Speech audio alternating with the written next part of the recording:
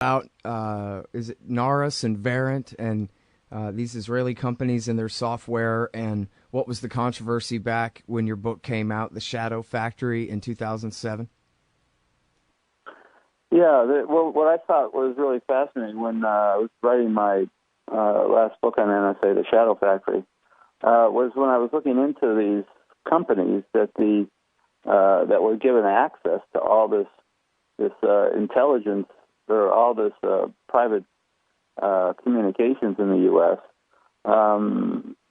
A company such as Narus, for example, was actually formed by Israelis and largely formed in Israel, although they had an office in California. And what Narus did was sell to NSA all the equipment for deep packet inspection. In other words, the hardware and software that was used in the secret rooms, such as in San Francisco, to sift through all the incoming traffic and then look for whatever NSA puts on its watch list, names of people, email addresses, anything that they're looking for. So that's why I made a point of discussing it in my book, was because here you have a company that was largely formed by intelligence people from another country that was putting this equipment in a room that was analyzing and intercepting the communications of private Americans. And another company called Verint was very similar. They were being used by, I think it was by Verizon, where Narus was being used by AT&T.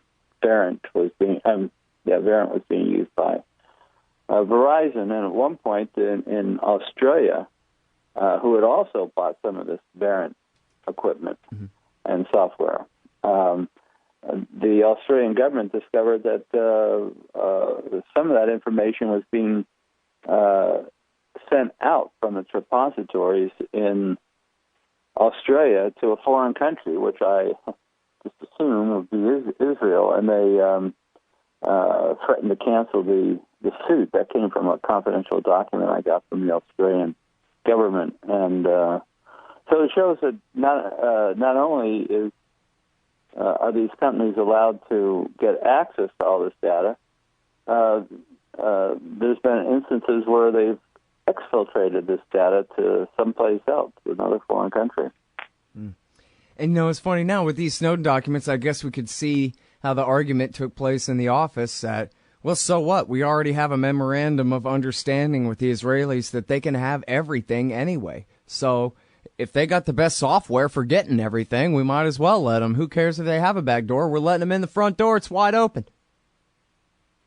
Yeah, exactly. So who knows what the discussions were, but certainly it didn't sound like there was anybody that was raising any major objections to the NSA, because they gave them full access, and that's more access that they even give to their Five Eyes partners. Oh, and you know what I've been meaning to ask you, Jim, is discrepancy in my understanding about just how much audio they are getting.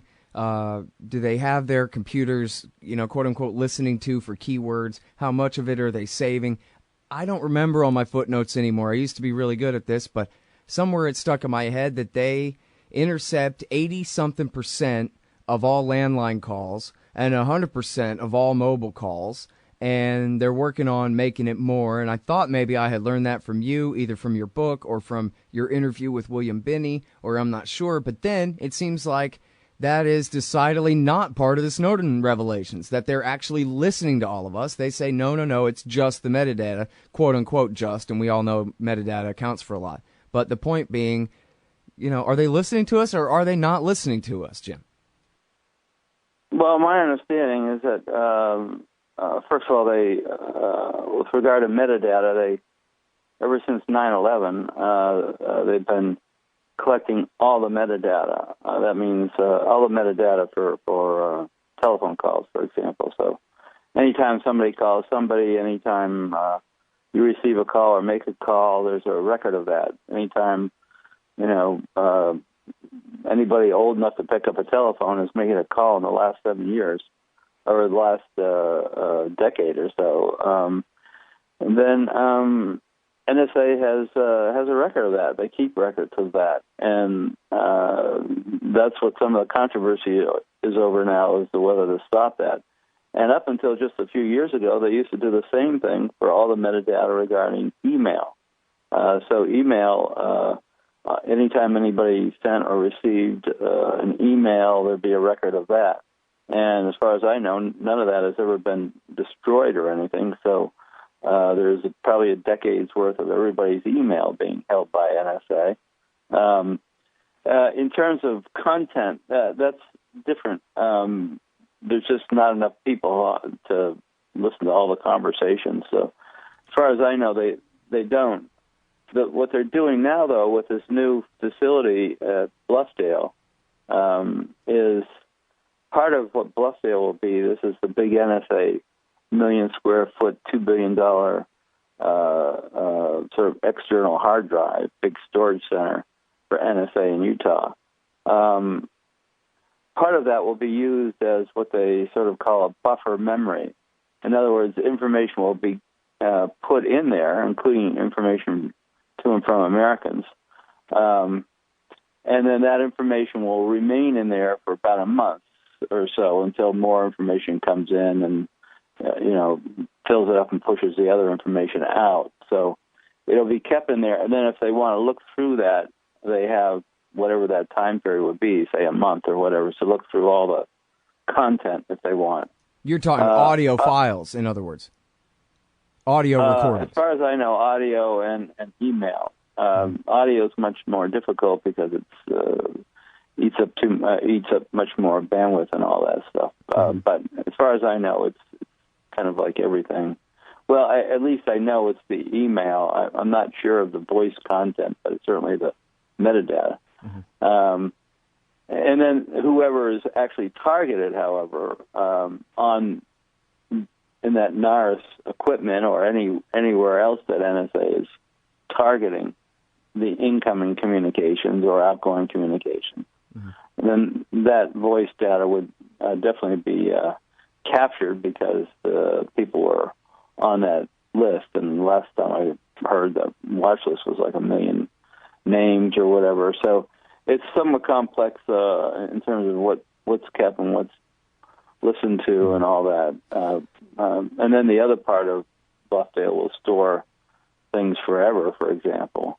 So there's a variety of ways they have of capturing, eavesdropping, and storing information. Mm-hmm.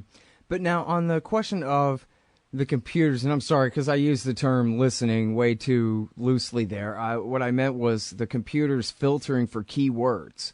Like what movie? The Bourne Identity or whatever, where the reporter says the code word Blackbriar on the phone, and right. The computer is listening for the keywords, and if the computer notices the keyword, then it calls the attention to Jones to come over and look at this. But so on that question, right.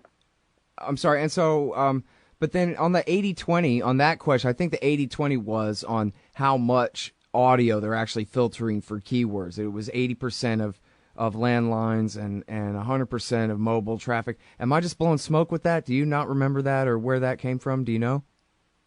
I'm not sure. It's in terms of filtering, it's virtually everything coming in or going out of the country because that's where they have the filtering equipment. So the audio is being scanned. Virtually all the audio is being scanned for flagging later if necessary, kind of thing. Well, audio is different. I don't think they have the capability to filter all the content of audio as it's going through. They don't have that. They don't have that voice recognition capability that could do everything coming in. What they do is they look for the metadata, the telephone metadata, and they pick that up, and then they keep it.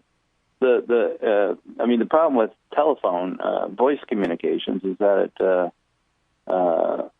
you got the problem of accents and all that. It's much easier with digital communications because although you may say house and have an accent or use a foreign language or whatever, and it's difficult for the computer to pick up and understand.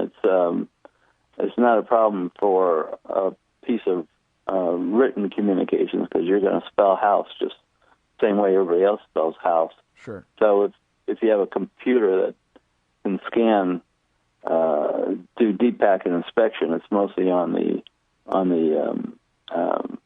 digital data, email, and that kind of thing. So, right. I mean, I'm always on the outside looking in. So, Sure. Again, I'm giving this based on what I've been able to put together, but it is extremely complex in terms of what they're doing, and it changes constantly. So, right. You just never know. But that's the problem. The problem is that there's very little regulation of NSA, and what regulation there is classified, so nobody knows what it is that they do. Right. All right. Well, with that, I better let you go. I've kept you over time, but thank you so much for your time. It's great to talk to you again, Jim. Great. Thanks for having me on your show. It's a great show. Thanks a lot, Scott. Appreciate Bye-bye. it. All right, y'all. That is James Bamford. He wrote The Puzzle Palace, Body of Secrets, A Pretext for War, and The Shadow Factory, about the NSA. He's got a new, in-depth, gigantic, 10,000-word essay about his time in Russia with Edward Snowden, and he's got a brand new article in the New York Times. It's called Israel's NSA Scandal, and it's about these refuseniks, and then taking the opportunity to bring up again this article that ran in The Guardian back last September 11th, in fact. NSA shares raw intelligence, including Americans' data, with Israel.